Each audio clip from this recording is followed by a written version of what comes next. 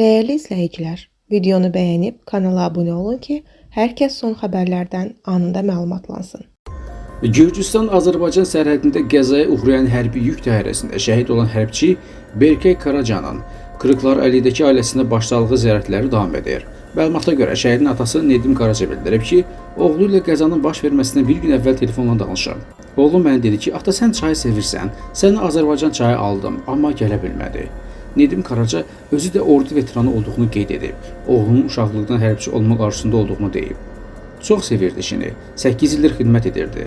Bu il yer dəyişikliyi istəməyə hazırlaşırdı. Deyirdi ki, ata təyinat istəyəcəyəm, sənə yaxın bandırmaya gələcəyəm. Amma gələ bilmədi. Oğlumun toyunu etməli idim, indi cənazəsini dəfn edirəm.